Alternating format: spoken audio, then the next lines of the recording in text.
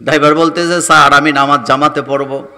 মালিক তো বলতে পারতো ঠিক আছে আমিও পড়ি, কয় যা তাড়াতাড়ি আইস। ড্রাইভার গাড়িটা রেখে মসজিদে ঢুকে গেছে। মসজিদে ঢুকার সময় তো নিজের ইচ্ছায় ঢুকছে। ইমাম যদি কেরাত লম্বা করে মুসল্লির করার কিচ্ছু নেই। নামাজটা একটু লম্বা হওয়ার কারণে ফেরত আসছে। পরে চোখ রাঙ্গায়া মালিক বলতেছে বারবার বলছি কাজ আছে, এত দেরি হলো কেন? ড্রাইভার কয় স্যার একটা কথা বলি, মনে কষ্ট নিয়েন না। কয় কি কথা? কয় স্যার আপনি যাকে অপছন্দ করেন তাকে কি আপনার ঘরে ঢুকতে দেন? কয় না, দেই না। দেই না। ড্রাইভার বলতেছে স্যার আপনি যাকে অপছন্দ করেন তাকে আপনার ঘরে ঢুকতে দেন না। আমি যার ঘরে নামাজ আদায় করতে গেছি তিনিও আপনার মতোই। এদিক থেকে আপনি যেমন যাকে অপছন্দ করেন তাকে আপনার ঘরে আসতে দেন না, এই ঘরের মালিক আল্লাহ যাকে অপছন্দ করে তারে ঢুকতে দেয় না, আর যাকে পছন্দ করে ঢুকায় তাকে ইচ্ছা মতো বাইর হইতেও দেয় না। আপনাদের এই গ্রামের নাম কি? আরো জোরে বলেন। ফকিরপাড়া। কিশোরগঞ্জে গেছে ছেলে দেখতে, মেয়ে পক্ষ ছেলে দেখতে গেছে কিশোরগঞ্জে। যাওয়ার পরে ছেলের বাড়ির লোকেরা জিগায় তোমাদের বাড়ি কই? কয় ফকিরপাড়া। কয় কোন বাড়ি? কয় মসজিদওয়ালা বাড়ি। কি বাড়ি? মসজিদওয়ালা বাড়ি, মাদ্রাসাওয়ালা বাড়ি। তার মানে আত্মীয়তা করতে গেলে বলে বুক ফুলাইয়া মসজিদওয়ালা বাড়ি, মাদ্রাসাওয়ালা বাড়ি, কিন্তু হালাতে তারা নিজেরা একবেলা নামাজও পড়ে না। এমন মসজিদওয়ালা বাড়ির মুসল্লি বাংলাদেশে আছে না? নাই। তবে আপনাদের এলাকায় নাই। 40 বাড়ি দূর থেকে এসে ফজরের জামাতে হাজির হয়, আর হেতের গড়ের পাশে মসজিদ। দেখা যায় না মসজিদে কখনো, কিন্তু ছেলে মেয়ে বিয়ে করাবার সময় ঠিকই বলে মসজিদওয়ালা বাড়ি। এরকমের বাটপার আছে না নাই? এটা হলো নেক্সরতে ধোঁকা। বলেন এটাকে কি বলে? নেক্সরতে ধোঁকা। এই যে আপনাকে বলতেছে মাহফিল দিয়ে কি লাভ, মানুষ হেদায়েত হয় না, এটা মিথ্যা কথা। কারণ নসিহত করার দায়িত্ব আলেম ওলামাদের। আর দিন ওয়ান নসিহা, দিনটাই নসিহত, নসিহতটাই দিন। সুতরাং এই দায়িত্ব আলেম ওলামাদেরকে দিয়েছেন কে? কিন্তু হেদায়েতটা মূলত কে দেন? বিশ্বনবী দোয়া করতেন রব্বানা লা তুজিগ কুলুবানা বাদা ইয হাদাইতানা। আয় আল্লাহ, একবার যখন আপনি আমাকে হেদায়েত দিয়েছেন আপনি আমাকে আর কখনো গোমরা করে দিয়েন না, আমার হৃদয়টাকে বক্রতার মধ্যে ফেলে দিয়েন না। সুতরাং আজকের এই কোরআনের মাহফিল থেকে এই পয়েন্টে কথা শেষ। দোয়া করি আল্লাহ আপনি আমাকে হেদায়েতের পথে কবুল করেন, আমি যেন মৃত্যু পর্যন্ত ঈমানের পথে চলতে পারি, আল্লাহ যেন সেই তৌফিক দান করেন। আমরা বলি আমিন। 2 নম্বর কথা, আপনাদের কাছে আমার একটা বিষয় জানার আছে। সেটা হলো আমাদের এই যে সভাপতি সাহেব আলোচনা করছিলেন, এই কোরআনটা যে আল্লাহ নাজিল করলেন, এই কোরআন কেন নাজিল করলেন? আল্লাহ পাক বলছেন তহা মা আনজালনা আলাইকাল কোরআনা লিতাশকা।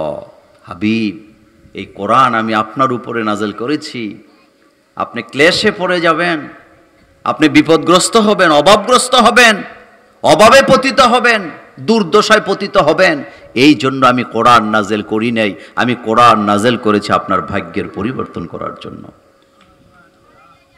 কিন্তু বাংলাদেশের ব্যবসায়ী বলেন, যুবক বলেন, তরুণ বলেন, ভাগ্যের পরিবর্তন করার জন্য কোরআন দিয়ে সমাধা খুঁজে না, বরং আংটির পিছে আর তাবিজের পেছনে ঘুরে।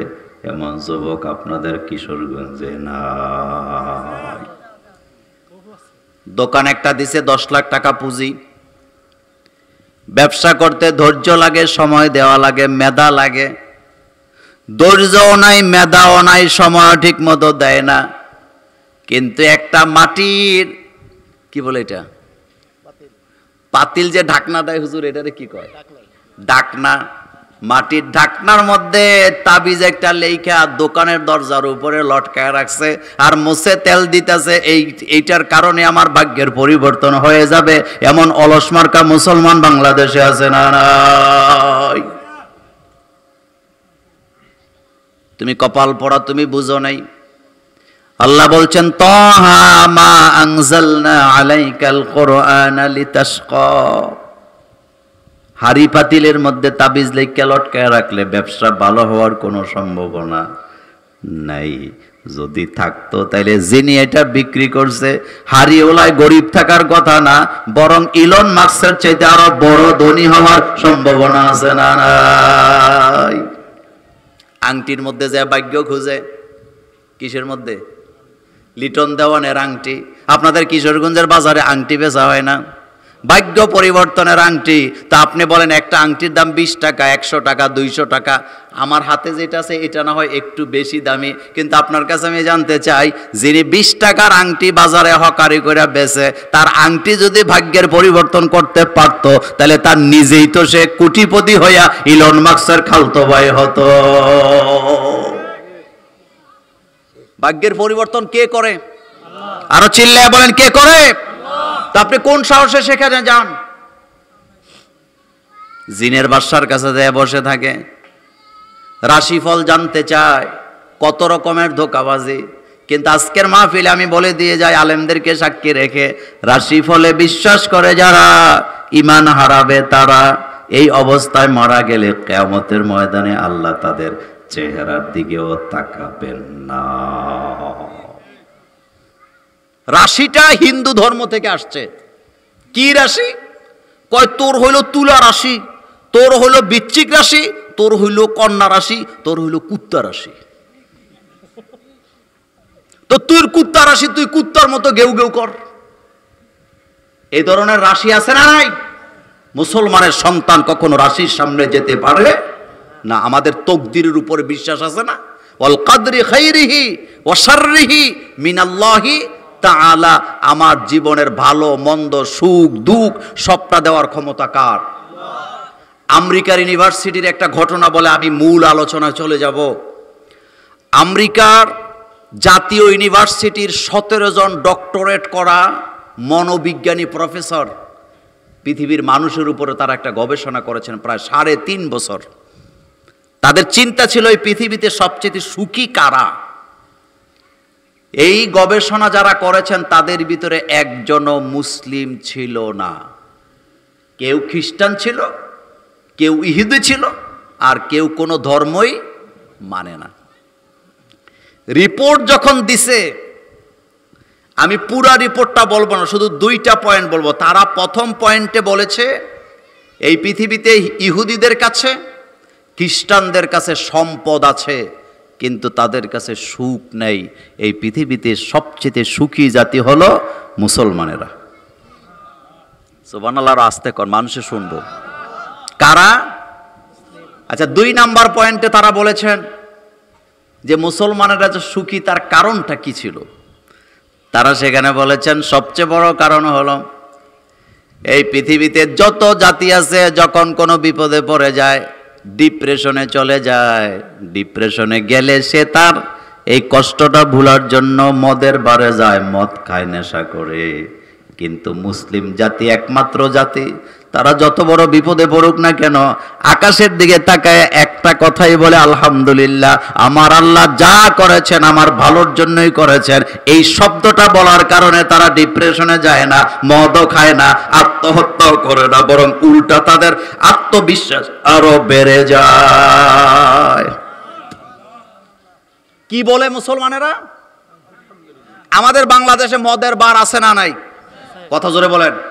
আচ্ছা, মদের বারে কি গরিবরা যায় নাকি বড় লোকেরা যায়?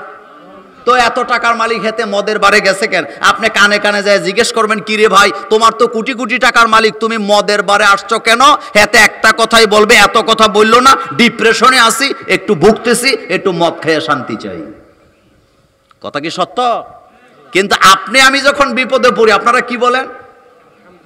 আপনার বাচ্চাটা রাস্তায় যায় অ্যাক্সিডেন্ট করে একটা আঙ্গুল ভাঙছে, আপনি কিন্তু অখুশি হন না, আপনি বলেন আলহামদুলিল্লাহ, আল্লাহ তো আঙ্গুলে না ভাঙছে, হাত তো ভালো রাখছে, একটা হাত ভাঙলে এখন বাকিটা তো ভালো আছে। এইভাবে করে আলহামদুলিল্লাহ বলার কারণে মুসলমানরা সবচেয়ে বেশি সুখী। এই পৃথিবীতে যত কষ্ট আছে সবগুলা কষ্ট যদি একটা মানুষের হৃদয়ে ঢেলে দেওয়া হয়, আর এই লোকটা যদি হাসি মুখে বলে আলহামদুলিল্লাহ, এই আলহামদুলিল্লাহ শব্দ বলার কারণে তার হৃদয়ের সকল দুঃখ কষ্ট দূর হয়ে যায়।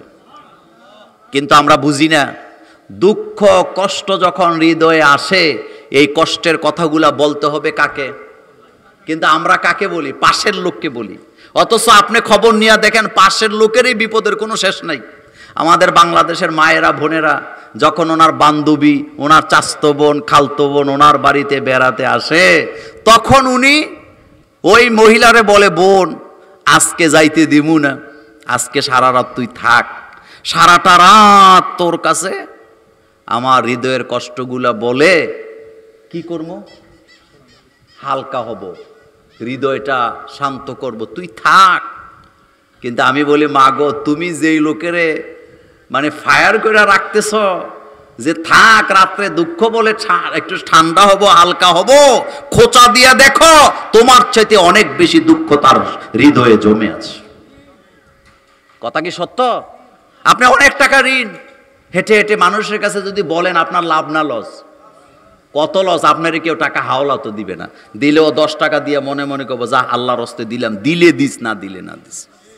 তাহলে বলা দরকার কার কাছে? আরো চেল্লায় বলেন কার কাছে? আপনি আপনার দুঃখ কষ্টের কথা যত বেশি শেয়ার করবেন, আপনার আশেপাশের লোকেরা আপনাকে তত বেশি দুর্বল মনে করবে এবং এমন কথাবার্তা বলবে আপনাকে আরো তারা দুর্বল করে দিবে। এই দুর্বলতা থেকে যদি সবলতা চান, আপনি দুঃখগুলা বলবেন কার কাছে? আল্লাহ যেন আমাদেরকে বুঝার তৌফিক দান করেন, আমরা বলি আমিন। তাহলে এই তাবিজ দিয়া, আংটি দিয়া ভাগ্যের পরিবর্তন হবে না? জাতির ভাগ্যের পরিবর্তন করতে হলে কোরআন লাগবে। আরো জোরে বলেন কি লাগবে? এই কথাটাই আল্লাহ বলছেন, তাহা মা আনজালনা আলাইকাল কুরআনা লিতাশকা। আমি তো আপনাকে বিপদে পড়ার জন্য, অভাবগ্রস্ত হওয়ার জন্য, ক্লেশে পড়ার জন্য কোরআন নাযিল করি নাই। আমি তো কোরআন নাযিল করছি আপনার ভাগ্যের পরিবর্তন করার জন্য।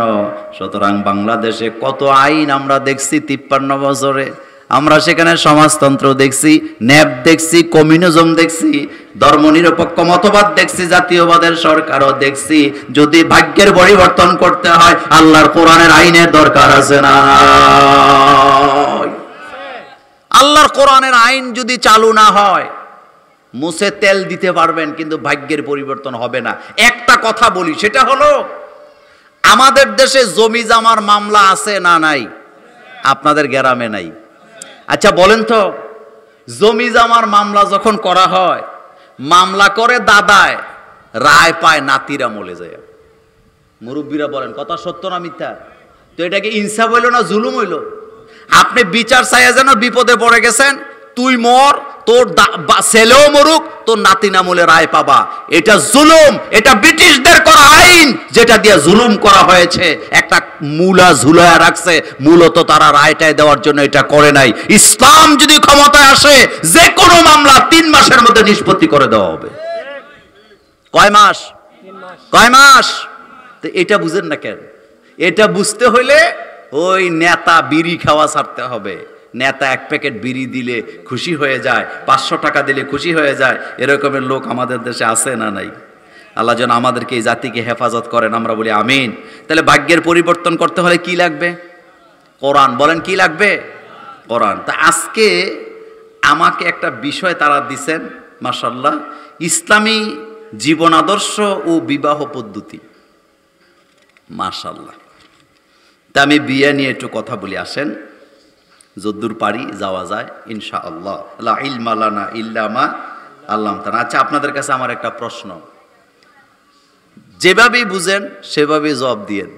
বিয়ে এটা কি ফরজ নাকি সুন্নত? বলেন। এখানে তো বড় হুজুর বসে রয়েছে। হ্যাঁ, মানে কিছু লোকে ফরজ কইছে, আর কিছু চালাক আছে, কয় মোল্লা ভাই যেটা কয় হেডার যাবো। আর আমার হুজুর বলছে অবস্থা বেদে। বিয়ে দৈরেই ফরজ, এ কথাটা ঠিক নয়। হেদায়ে কিতাবের এবারতে বিয়েকে কি বলা হয়েছে? সুন্নাহ বলা হয়েছে। তবে সুন্নাহ এটা কোনো সাধারণ সুন্নত নয়। রাসূল বলছেন আমি বিয়ে করি, তোমরাও বিয়ে করো, আমি সংসার করি, তোমরাও কি করো। আমাদের দেশে এটাই চলে ফরজ, মানে এটার পরে যে আরো কত কিছু আছে এটার খবর কি নাই। আচ্ছা যাক, ভালো, তাও তো বলছেন। এখন আপনাদের কাছে আমার আরেকটা প্রশ্ন আসছে, সেটা হলো আমাদের যে বিয়ে হয়, যে বউর সাথে হয়, মনে করেন তো আমার হাড্ডি দিয়ে ওই বউরে বানাইছে, এটা হাদিসটা কি এইরকম নাকি একটু ভিন্ন রকম? এই ওয়াজ আপনারা শুনছেন তো? আচ্ছা যাক, এখন শুরু করি, আমি যদ্দু যাইতে পারি। এই বিয়ে জোড়া এটা কে তৈরি করেছেন? আল্লাহ পাক। সূরাতুন নিসার প্রথম আয়াত থেকে আমি আলোচনা করি, আমি যতটুকু যেতে পারি ততটুকু বলবো ইনশাআল্লাহ। বিসমিল্লাহির রহমানির রহিম, একটু খেয়াল করেন আল্লাহ পাক কি বলছেন। ইয়া আইয়ুহান নাসুত্তাকু রাব্বাকুমুল্লাযী খালাকাকুম মিন নাফসিন ওয়াহিদা ওয়া খালাকা মিনহা যাওজাহা ওয়া বাসসা মিনহুমা রিজালান কাসীরান ওয়া নিসাআ ওয়াত্তাকুল্লাহাল্লাযী তাসাআলুনা বিহি ওয়াল আরহাম ইন্নাল্লাহা কানা আলাইকুম রাকিবা। আল্লাহ পাক বলছেন ইয়া আইয়ুহান নাস, ও মানব জাতি। মানুষ বললে কি শুধু মুসলমান বুঝায় না সব ধর্মের লোকদেরকে বুঝায়? এটা জোরে বলবেন। আমাদের বাংলাদেশে একটা সংগঠন আছে, সংগঠনের নাম হলো হিন্দু বৌদ্ধ খ্রিস্টান ঐক্য পরিষদ। মনোযোগ আছে আপনাদের? হিন্দু বৌদ্ধ খ্রিস্টান ঐক্য পরিষদ। এখন আপনার কাছে আমার প্রশ্ন, আপনি একটু মাথাটা খুলেন। বাংলাদেশে 90% মুসলমান আছে না নাই? 90% মুসলমানের দেশে সংগঠন করছে হিন্দু বৌদ্ধ খ্রিস্টান ঐক্য পরিষদ, অথচ একটা ধর্মের সাথে আরেকটা ধর্মের ন্যূনতম কোনো সম্পর্ক নাই। হিন্দু ধর্মের সাথে বৌদ্ধ ধর্মের সম্পর্ক নাই, হিন্দু ধর্মের সাথে খ্রিস্টান ধর্মের কোনো সম্পর্কই নাই।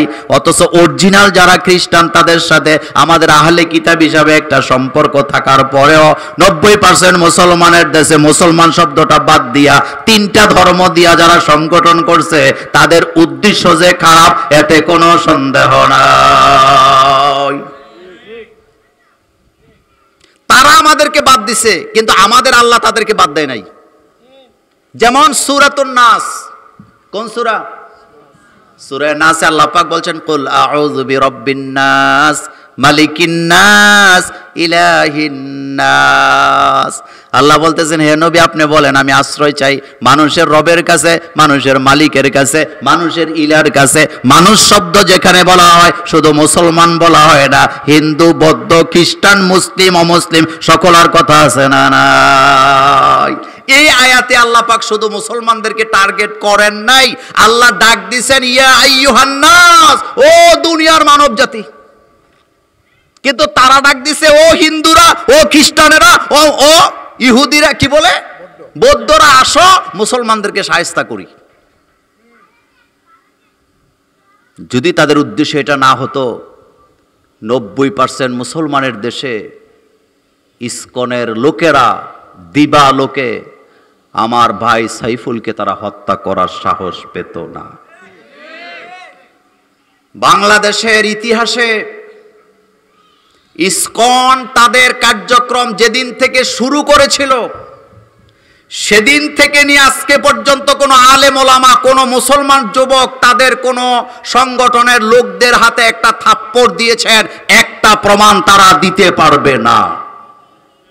এরপরেও তারা দিবালোকে প্রকাশ্যে জবাই করে একজন মুসলিম আইনজীবীকে হত্যা করে তারা জানান দিয়েছেন আমরা সন্ত্রাস, আমরা হইলাম আবু জহিলের গোষ্ঠী। আচ্ছা এখন একটা প্রশ্নের জবাব দেন তো, ইব্রাহিম আলাইহিস সালাম সন্ত্রাস ছিলেন নাকি নমরুদ্দের সন্ত্রাস ছিল? এত আস্তে বললেন যে, কিন্তু আসামি বানাইছে কারে? এই তো আপনারা বুঝছেন ঘটনা। সন্ত্রাসী করছে নমরুদ্দায়, আসামি বানাইছে ইব্রাহিম আলাইহিস সালামকে। সন্ত্রাস ছিল ফেরাউন নাই, কিন্তু আসামি বানাইছে মূসা আলাইহিস সালামকে। সন্ত্রাস ছিল আবু জাহিল আবু লাহব, সন্ত্রাসী বানাইছে মুহাম্মদ সাল্লাল্লাহু আলাইহি ওয়াসাল্লামকে, অর্থাৎ আসামি বানায়া তাকে হিজরত করতে বাধ্য করেছে। এখন আপনার কাছে আমার প্রশ্ন, গত 16টা বছর ইসকন বাংলাদেশে আসছিল, ডাকাত ছিল, চোর ছিল, যত কিছু ছিল, তাদেরকে আসামি বানায় নাই। বড় বড় আলেমদের হাতে ডান্ডা বেড়ে পড়াইয়া ওই আবু জহিলদের মতো আসামি বানাবার ব্যর্থ চেষ্টা ছিল কি ছিল না?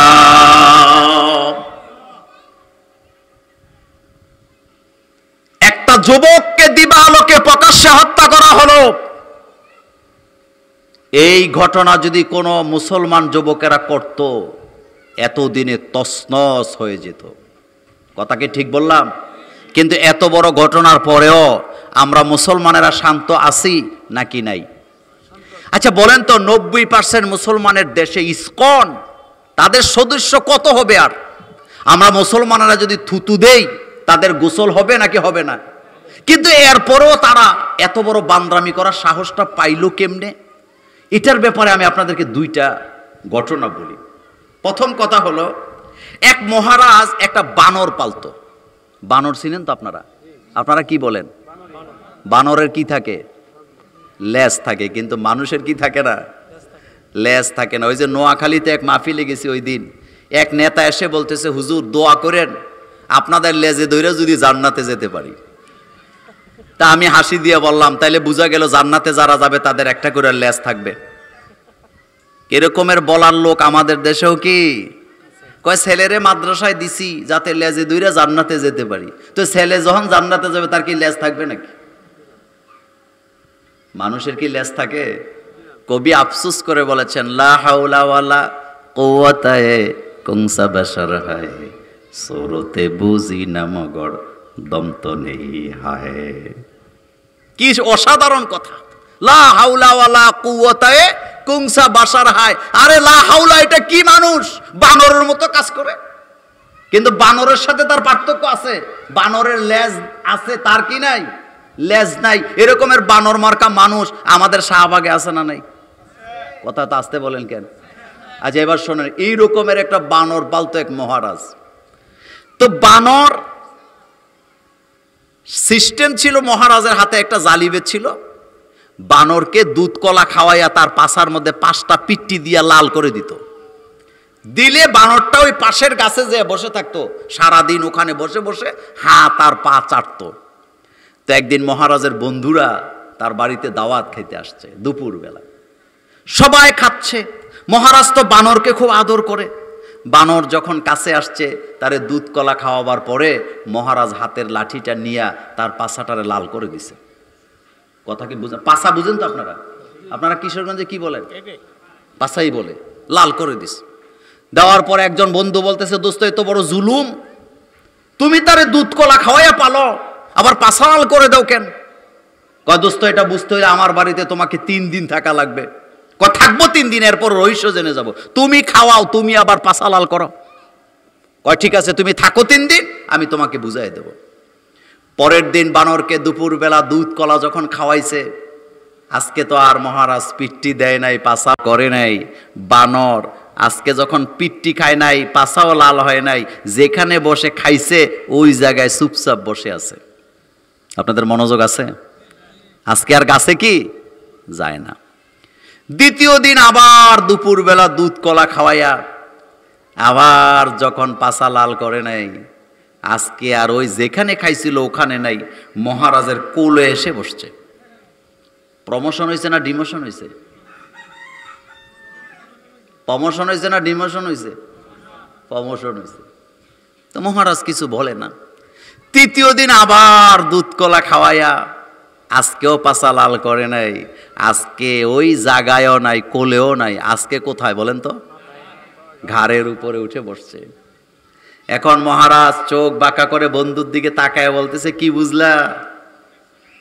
দোস্ত কয়, ঠিকই তো কথা।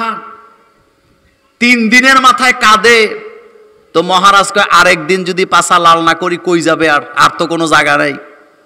এখন মহারাজ বাম হাত দিয়ে ঘাট ধরে টেন দিয়ে নিচে আইনা পাছাড়ার মধ্যে যখন 3টা দিছে দৌড়ে যে আবার কোথায়, জোরে বলেন।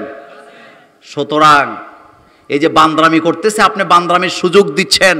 যারা শাসক আছেন, যারা আইন মন্ত্রণালয়ের দায়িত্বে আছেন, যারা স্বরাষ্ট্র মন্ত্রণালয়ের দায়িত্ব আছেন, তারা যেন বানরদেরকে নাচতে না দেয়। প্রয়োজনে পাছাকে লাল করে দিতে হবে, এরপরে মানুষের উপরে নতুন করে জুলুম সহ্য করা হবে না। বেটা যেই সাইফুলকে হত্যা করা হয়েছে, তার 2 বছরের একটা মেয়ে, তার স্ত্রী হামেলা অবস্থায় আছে, তার স্ত্রীর পেটে একটা বাচ্চা 4 মাসের। জুলুম আর কাকে বলে? বিচার নাই, আওয়াজ নাই। নাম্বার 2, আরেকটা ঘটনা বলি। রাজা তার বারান্দায় বসে আছে। কোথায় বসে আছে? বারান্দায়। হালকা বৃষ্টি হয়েছে, তো রাজা তার বাগানের দিকে তাকাচ্ছেন, বাংলো বাড়ি দেখতেছেন, বারান্দায় বসে। হঠাৎ রাজা দেখতে পাইলেন তার হাতিটা যেখানে বান্দা আছে, একটা ব্যাঙ। ব্যাঙ চিনেন তো? কি ব্যাঙ? বড় ব্যাঙ। একটা ব্যাঙ এসে হাতির মাথায় লাথি দেয়, আবার যে জায়গায় বসে। মহারাজের দৃষ্টি সেদিকে যাওয়ার পরে উনি খুব খেপছেন, কিরে আমার হাতির মাথায় ব্যাঙ লাথি মারে, ব্যাঙের এত সাহস?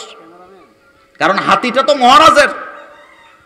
মন্ত্রিসভা উপদেষ্টাদেরকে ডাকাইছে, ডাকায়া বলছে আমার হাতির মাথায় ব্যাঙ লাথি মারে, এত বড় পাওয়ার ব্যাঙের, ঘটনাকে উদ্ঘাটন করো, নতুবা তোদের মন্ত্রীগিরি শেষ। তো মন্ত্রীদের মধ্যে একজন ছিল চালাক, সে বলতেছে, রাজামশাই আপনি টেনশন করেন না, আপনি টেনশন করলে আমাদেরও টেনশন হয়। আপনি না খাইলে আমরাও খাইতে পারি না, আপনি না ঘুমাইলে আমরাও ঘুমাইতে পারি না। এরকমের পামদৌন্যার নেতা বাংলাদেশে নাই। এই যে হেলিকপ্টারে উড়াইছে, এই পামদৌন্যারাই উড়াইছে। আমরা যারা কথা বলছি মাঠে ময়দানে, আমরা উঠাইছি নাকি? আমাদের এত ঠেকা লাগছে? লাগে নাই। তো বলতেছে মহারাজ কোনো চিন্তা করবেন না, আপনার বিপদ মানে আমার বিপদ, আপনার বেইজ্জত মানে আমাদের বেইজ্জত, একটা দিন সময় দেন, ঘটনা উদ্ঘাটন করব। পরের দিন কতগুলা লোক জড়ো করে বলছে খন্তা আর কোদাল নিয়ে আসো। কোদাল আর খন্তা আনার পরে বলছে ব্যাঙটা যে জায়গায় বসা ছিল এই জায়গার মাটি সব উঠাও। মাটি খুঁড়তে খুঁড়তে খুঁড়তে খুঁড়তে 7 হাত নিচে যখন গেছে, যাইয়া তামার একটা পয়সা পাইছে। কিসের পয়সা? তামার পয়সা। পাওয়ার পরে কয় মহারাজ মন্ত্রিসভা ডাকান। ডাকাইছে, সবাই জড়ো হয়েছে। এতে তো চালাক, এতে মহারাজার সামনে যায় মায়া কান্না, কয় মহারাজ কালকে রাতটা ঘুমাইতে পারি নাই, কারণ আপনি টেনশনে পড়ছেন আপনার হাতি নিয়ে, আমরা টেনশনে পড়ছি আপনারে নিয়ে। চিন্তা করতে করতে ভাবলাম যে ব্যাঙের এত সাহস, রাজার হাতির মাথায় লাথি মারে। মাটি খুঁজতে খুঁজতে যায়, দেখলাম 7 হাত মাটির নিচে একটা তামার পয়সা পাইছি। মহারাজ আপনার হাতির মাথায় ব্যাঙে লাথি দেওয়ার কথা না, কিন্তু ওই পয়সাটার গরমে লাথিটা মারছে। এই যে ইসকন বলেন, ইসকনকে যারা লালন পালন করেছে, ইসকনের একজন নেতাকে যখন ধরা হয়েছে, নিজেরা আন্ডারগ্রাউন্ডে আছে, অথচ ওদের জন্য মায়া কান্না শুরু হয়ে গেছে। এরকমের ষড়যন্ত্র এখন বাংলাদেশে আছে না নাই? ইসকন একটা উগ্রবাদী হিন্দু সংগঠন, যেটাকে পৃথিবীর 10টা দেশে অলরেডি নিষিদ্ধ ঘোষণা করা হয়েছে, কিন্তু 90% মুসলমানের দেশে তাদের কোনো বৈধতা থাকতে পারে না। আজকে আমার সাইফুলকে হত্যা করে নাই, 200 কোটি মুসলমানের কলিজা আঘাত দিয়েছে। সুতরাং এই সন্ত্রাসীদেরকে বাংলাদেশ থেকে চিরতরে বিতাড়িত করতে হবে। বিতাড়িত করার দরকার আছে না নাই? আপনি মুছে তেল দিতেছেন। আমি মাঝে মধ্যে বলি, এত নরম মেজাজ দিয়া বাইরে রাষ্ট্র চলে না, রাষ্ট্র চালাইতে মেজাজ কিছু গরম করা লাগে। আপনাদের এই এলাকায় শাশুড়ি আছে না? কথা কন না কেন? যেই সংসারের শাশুড়ি খুব কি গরম, 5টা বউ থাকলেও সোজা হইয়া হাঁটে। বড়গুলা ছোটরে কয় শাশুড়ি কিন্তু খবর আছে, লাইনে লাইনে হাইট। আর শাশুড়ি যদি বেলাইনের হয়, একটাকেও কন্ট্রোল করতে পারে না। আর কিচ্ছু বললাম না এই ব্যাপারে। যোগে যোগে ইসলামওয়ালাদেরকে আসামি বানাইছে, অথচ ইসলামের বিপরীতে যারা ছিল তারা চিরটা কাল সন্ত্রাসী করেছে, মারামারি করেছে, দরাদরি করেছে, চাঁদাবাজি করেছে, টেন্ডারবাজি করেছে, চুরি করেছে, ডাকাতি করেছে, 94 বিলিয়ন ডলার বাংলাদেশ থেকে পাচার করে দিয়েছে। আমরা আলেম ওলামারা $1 পাচার করি নাই। কোনো বাপের বেটা বলতে পারবে না, কোন বৈধ বাপের বেটা দাঁড়ায়া বলতে পারবে না এই বাংলাদেশের একজন আলেম 10 টাকা বাংলাদেশ থেকে পাচার করেছেন। অথচ আসামি বানাইছে কাদেরকে? আলেম ওলামাদেরকে। আল্লাহ যেন এই জাতিকে বুঝার তৌফিক দান করেন, আমরা বলি আমিন। তো বলতেছিলাম হিন্দু বৌদ্ধ খ্রিস্টান ঐক্য পরিষদ। আরে ভাই, মুসলমানের নামটা রাখতে সমস্যা ছিল কি? তোমরা যদি আমাদেরকে আইসা বলতা যে আমরা একটা সংগঠন করব, যেই সংগঠনের মাধ্যমে আমরা শান্তি সম্প্রীতি চাই, ভালোবাসা চাই, তো সব ধর্মের লোকেরা থাকবে, হিন্দু বৌদ্ধ খ্রিস্টান মুসলিম সবাই যদি থাকতো, তাইলে এই সংগঠনের গুরুত্ব বাড়তো না কমতো? কিন্তু উদ্দেশ্য বেশি একটা ভালো না। আল্লাহ কিন্তু তাদের বাদ দিয়া কথা বলে নাই। কোরআন নাজেল হইছে শুধুমাত্র মুসলমানের জন্য না পৃথিবীর সমস্ত মানব জাতির জন্য? এই কথাটাই আল্লাহ পাক বলছেন, ইয়া আইয়ুহান নাস, ও দুনিয়ার মানুষেরা, ইত্তাকু, ভয় করো, রাব্বাকুম, তোমাদের প্রভুকে, আল্লাযী, যিনি, খলাকাকুম, তোমাদেরকে সৃষ্টি করেছেন, মিন নাফসিন ওয়াহিদা, এক নাফস থেকে, একটা জীবন থেকে, একটা দেহ থেকে। এই দেহ একজন হলেন হযরতে আদম আলাইহিস সালাম, তিনি আবুল বাশার। এখন আদমের ব্যাপারে আপনাদের কাছে একটা প্রশ্ন করি, আদম আলাইহিস সালামকে আল্লাহ দুনিয়াতে বানাইছে না জান্নাতে রাখছে? একটু জোরে কন না। আমাদের দেশে ওয়াজ হয়, আহারে বাবা যদি গন্ধম না খাইতো বা গন্ধমের কাছে না যাইতো, আমরাও জান্নাতেই থাকতাম। মুছে তেল দিয়েন না। কোরআনের আগের আয়াত নজর করেন, আল্লাহ বলছে ইন্নি জাইলুন ফিল আরদে খলিফা, আমি খলিফা বানাবো জমিনের জন্য। তখনও কিন্তু আদমকে বানায় নাই। আল্লাহ বলতেছে জমিনের খলিফা বানাবো, আর আপনি বলতেছেন জান্নাতে থাকবেন। হবে না, বরং আদমকে জমিনের আসার জন্য খেলাফতের দায়িত্ব দিয়া তৈরি করেছেন কে? আদম আলাইহিস সালাম গন্ধম খাইলেও আপনি দুনিয়াতে আসতেন, না খাইলেও আসতেন, কারণ আদমকে আল্লাহ জান্নাতের জন্য বানায় নাই। আদমকে বানাইছে মূলত জমিনের খলিফা হিসাবে। এই কথাটা আমার না আল্লাহর? মোল্লার কথা না আল্লাহর কথা? আল্লাহ বলছেন আমি আদমকে খলিফা বানায় দুনিয়াতে পাঠাইছি। সে আল্লাহ পাক বলছেন খলাকাকুম মিন নাফসিন ওয়াহিদা, আল্লাহ তোমাদের একজন থেকে তৈরি করেছেন। ওয়া খলাকা মিনহা যাওজাহা, সেই একজন থেকে তার স্ত্রীকে বানাইছেন। তাফসীরে ইবনে কাসির পনেতা বলেন তার মানে হলো আদম আলাইহিস সালামকে তৈরি করার পরে তার বাঁকা হাড় দিয়া মা হাওয়াকে তৈরি করেছেন কে? মা হাওয়া আলাইহিস সালাম কত সুন্দর ছিলেন, তাফসীরের কিতাবে আসছে এই পৃথিবীতে যত সুন্দরী রমণী নারীরা আছেন, সমস্ত সুন্দরী নারীদের রূপ যদি এক জায়গায় করা হয়, মা হাওয়া আলাইহিস সালামের বাম পায়ের পাতার সমান হবে না। আল্লাহু আকবার বলো মিয়া, কি ঝুটি আল্লাহ তৈরি করলেন। বর্তমান বাংলাদেশে জুটি আছে, কপল আছে, ফেসবুকে ভিডিও বানায়। ইদানিং আবার বাইরে হয়েছে বোরকা পরা ভিডিও বানায়। বোরকা পয়রা হাদিস কয় বউ আর জামাইয়ে দোলনায় ওঠে বোরকা পয়রা, ফেরিতে ওঠে বোরকা পয়রা, বিমানে ওঠে বোরকা পয়রা, পানিতে নামে বোরকা পয়রা, কক্সবাজারে নামে বোরকা পয়রা, নিকলি হাওরে যায় বোরকা পয়রা। এটা দেখার পরে মায়েরা বোনেরা আমরা অনেকে টুপিওয়ালারা এগুলা ভালো ভালো করে চাই, যেহেতু ইসলামিক পোশাক পরে আছে, ইসলাম কইরা কইরা তারা কাপল ভিডিও বানায়। আমি মোল্লা নাজিম ফতুয়া দিয়ে গেলাম এগুলো দেখা জায়েজ নাই, এগুলাও হারাম, বরং এগুলাতে আরো বড় ধোঁকাবাজি আছে না? আচ্ছা বলেন তো, শয়তান যখন আদম হাওয়াকে প্রতারিত করলেন, ধোঁকা দিলেন, নেক সুরতে দিছে না বদ সুরতে দিছে?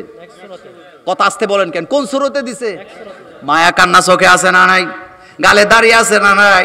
পাকনা চুল, পাকনা দাড়ি, চোখ দিয়া গড়গড়ায় পানি পড়ে, দরবেশের মতো দেখতে মনে হয় যেন ওই দরবেশ যেই দরবেশ দাড়ি কামাইয়া ভাগ্যে যাইতে লাগছিল। কি চমৎকার চরিত্র! এগুলার ভিতরে ধোঁকাবাজি আছে না নাই?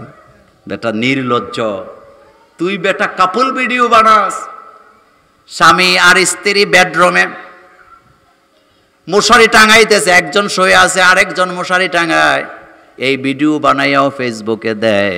এমন নিকৃষ্ট কাপল বাংলাদেশে আছে না? না। আর কিছু কিছু যুবক আছে বিয়ে করে হেতে এই বউ লইয়া কিশোরগঞ্জের যত হোটেল আছে ফাস্টফুড আছে কোনোটা বাদ দিছে না, বন্ধু বান্ধব লইয়া খায়। আর বন্ধু বান্ধবও এমন চরিত্রের, খাইতেছে আর বলতেছে দোস্তরে তোর বউয়ের নাক, আরে বাপরে মাশাল্লাহ, তো তোরে আরেকজনের বউ দিকে মাশাল্লাহ কইতে তোরে কইছে কেডা বেটা? আমাদের বাংলাদেশে কিছু মানুষ আছে কথায় কথায় বিসমিল্লাহ মাশাল্লাহ ইনশাল্লাহ বলে, কিন্তু ইসলামের কাছেও নাই। কথা বলেন আছে না? হেতে আরেক বেড়ার মাইয়া দেখে কয় মাশাল্লাহ নাক দো চেহারা তো অনেক সুন্দর, তো তোরে সুন্দর কইতে কইছে কেডায়? আবার সুন্দরের লোকে মাশাল্লাহ কইতে কইতে গেছে বেড়া।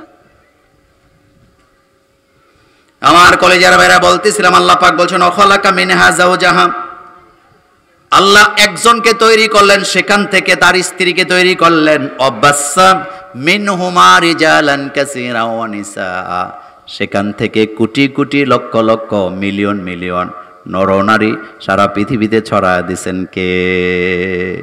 এই জায়গা থেকে আলোচনাটা শুরু হোক, একটু খেয়াল করেন যদ্দূর বলা যায়। তাহলে আদম আর হাওয়া তারা কি তথাকথিত কপল না? তারা আমাদের মা বাপ? কোনো অশ্লীলতা তাদের মধ্যে ছিল? তাদের মধ্যে লজ্জা ছিল কি ছিল না? জান্নাত থেকে আল্লাহ যখন তাদেরকে বিতাড়িত করলেন, গায়ের পোশাক খুলে যাচ্ছেন, সেখানে তো তারা দুইজন ছাড়া, স্বামী স্ত্রী ছাড়া কেউ ছিল না। মনোযোগ আছে আপনাদের? যখন আদম হাওয়ার পোশাকগুলা খুলে যাচ্ছিল, ওই জায়গায় কি আপনি ছিলেন? আমি আছিলাম? তারা কয়জন? জোরে কয় না কথা। তারা কয়জন? স্বামী আর, কিন্তু এরপরও তারা লজ্জা পাইতেছে।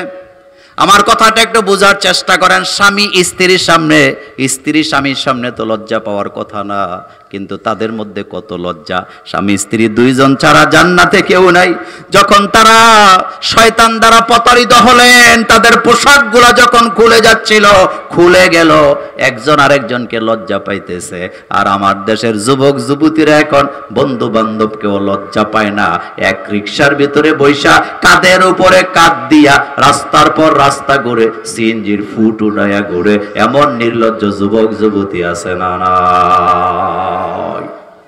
5 তারিখে যেটা হইছে, অনেকে লেখছেন আপনি স্বাধীন হয়ে গেছেন, একেবারে কামাই করে গেছেন, আপনি গোড়ার ডিম পাইছেন। 5 তারিখে যেটা হইছে এটা বাংলাদেশে গণবিপ্লব হইছে, কিন্তু এখানে ইসলামী বিপ্লব হয় নাই। 90% মুসলমানের দেশে যদি ইসলামী বিপ্লব হতো, তাহলে যুবক যুবতীরা শাহবাগে বসে মদ খেয়ে কখনো তারা আনন্দ ফুর্তি করতে পারতো না। কারণ মোমেনেরা যখন বিজয় লাভ করে 3টা কাজ করে। কয়টা? ফাসাব্বি, তাসবিহ করে কার? বলেন। বিহামদি, প্রশংসা করে কার? আস্তাগফিরুহু, তারা তাওবা করে কার কাছে? কিন্তু 5 তারিখের পরে কোনোটার একটাই পাই না, বরং উল্টা বেপরদা হইয়া ভিডিও বানায়া বানায়া ফেসবুকে টুইটারে আছে না? নাই। এই কথাটা আল্লাহ পাক এখানে বলছেন ওয়া খলাকা মিনহা যাওজাহা, তার মানে হলো একজন পুরুষ কখনো একা চলতে পারে না, তার একজন স্ত্রী লাগে নাকি লাগে না? এই স্ত্রীটা নিজের ইচ্ছা মতো নিলে হবে না। পাশ্চাত্যের দেশগুলাতে বিয়েকে করছে কঠিন, জিনাকে করছে সহজ। আবারও বলি, পাশ্চাত্যের দেশগুলাতে জিনাকে করছে সহজ, বিয়েকে করছে কঠিন। আর ওইগুলা দেখে দেখে আমার বাংলাদেশের নেতা নেত্রীরা তাদের আইনগুলাকে আমদানি কইরা আমার বাংলাদেশও বিয়ারে বানাইছে এখন কঠিন, জিনাকে বানাইছে সহজ। এই কথা সত্য নাকি মিথ্যা? আর আসতে কোন কেমনে করছে? 2টা প্রমাণ দিয়ে। 1 নম্বর প্রমাণ, বাংলাদেশে মেয়ের বিয়ে হইতে কয় বছর লাগে? কথা কন না কেন? কয় বছর? এখানে বিজ্ঞ আলেম আছে। 18 বছরে মেয়েরা বালেগা হয় নাকি 9 থেকে 11-র মধ্যে হয়? কথা কন না কেন?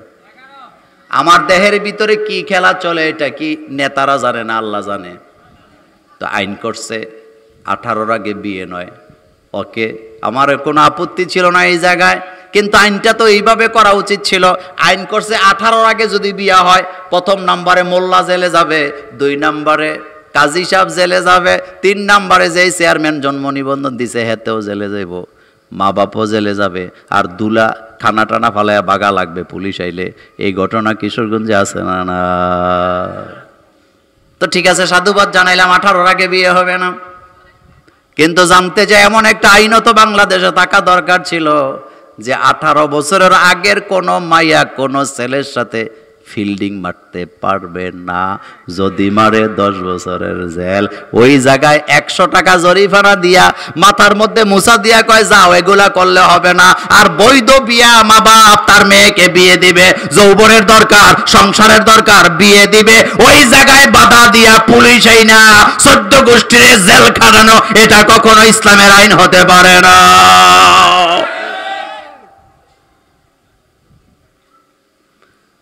দিনাজপুরের মাইয়া বাপের পকেটের টাকা চুরি করে বন্ধুরে লইয়া গেছে গা কক্সবাজার। মাইয়া পড়ে 5-এ। মনোযোগ আছে আপনাদের? কিসে পড়ে? আচ্ছা, 5-এ যেই মেয়েটা পড়ে ওই মেয়ের বয়স কত? কথা বলে না কেন? র্যাব পুলিশ পাঠাইছে খুঁজা বাইর করার জন্য। বাইর করছে ঠিক, কিন্তু কোনো মামলা টামলা নাই।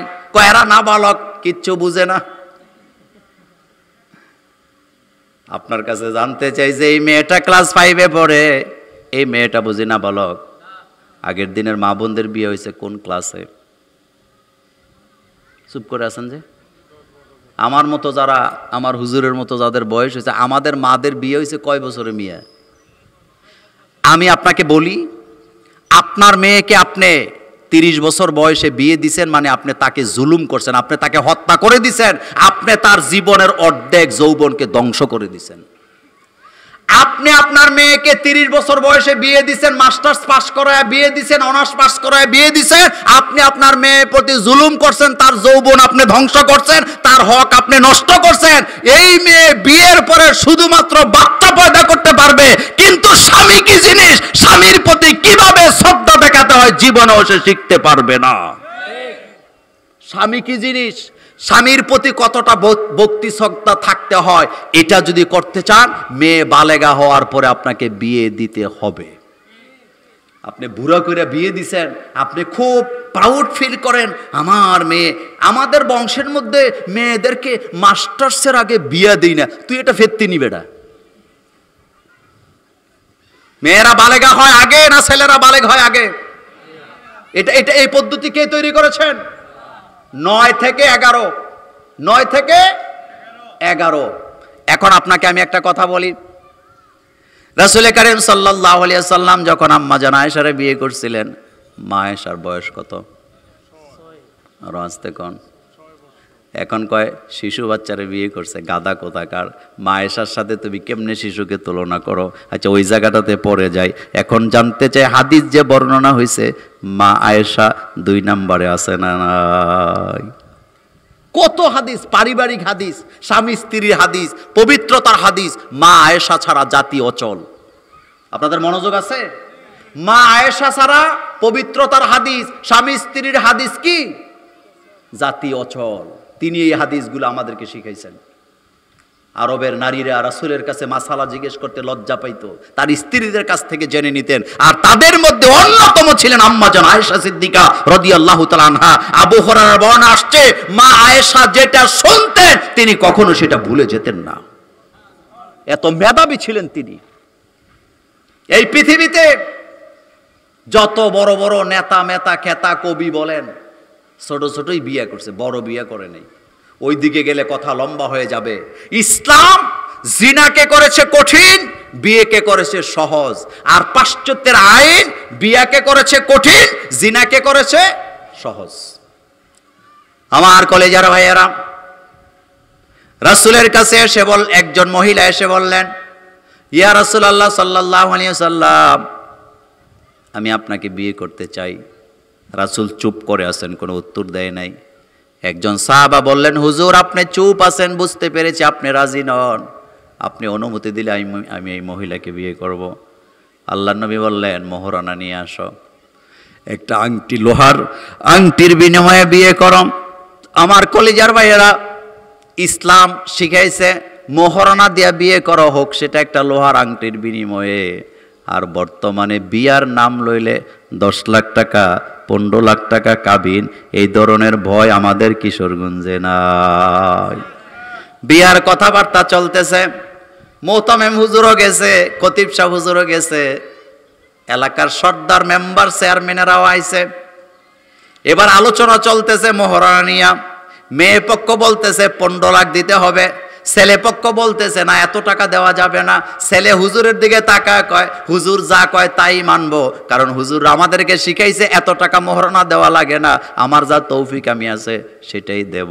এবার এলাকার চেয়ারম্যান মেম্বাররা হুজুরে জিগায় হুজুর কত টাকা মোহরানা দরকার? এবার খতিব সাহেব কয় এত টাকা মোহরানা দেওয়া যাবে না, ছেলে যদ্দূর দিতে পারবে তদ্দূর হোক, সেটা 5,000 10,000 20,000 50,000। এখন এলাকার সর্দারেরা গাল ফুলায় কয় হুজুর সব জায়গায় ইসলাম ইসলাম কইরেন না, দিলে দেখ না দিলে না দেখ, দেওয়া লাগবে না, এমন সর্দার মাতাব্বর বাংলাদেশে আছে না?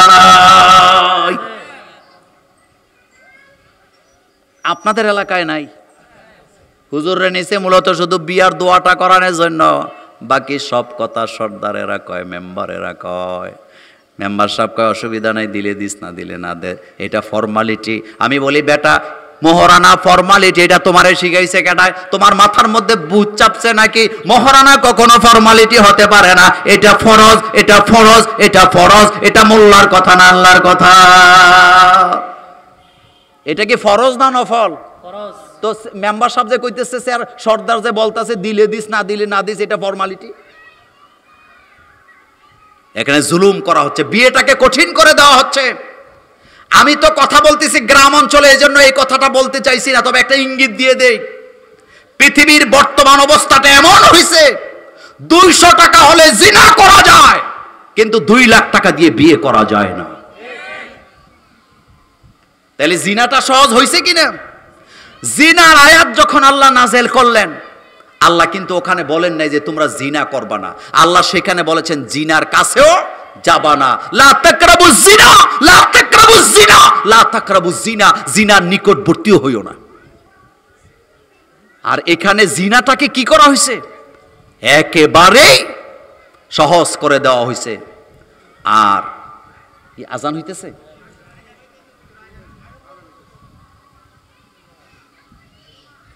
আমার কলিজার ভাইয়েরা, আপনারা আসছেনও একটু দেরি করে। আজানের সময় কথা বললে আবার বদনামও করবে একদল, বলবে কি ওয়াজ, আজানের সময় তো ওয়াজ চলে। সেজন্য আমি আর চালালাম না। ইনশাল্লাহ নামাজ হবে, আজান হবে, নামাজের পরেই আমাদের পরবর্তী বক্তাগণ আলোচনা করবেন ইনশাআল্লাহ। আপনাদের সাথে আবারও দেখা হবে আল্লাহ বাঁচায় রাখলে, অন্য কোনো দিন, অন্য কোনো মাঠে, অন্য কোনো বিষয় নিয়ে। আল্লাহ পাক আমাদের সকলকে কবুল করুক। আসসালামু আলাইকুম ওয়া রাহমাতুল্লাহি ওয়া বারাকাতুহু। সুবহানাকা আল্লাহুম্মা ওয়া বিহামদিকা আশহাদু আল্লা ইলাহা ইল্লা আনতা আস্তাগফিরুকা ওয়া আতুবু ইলাইক।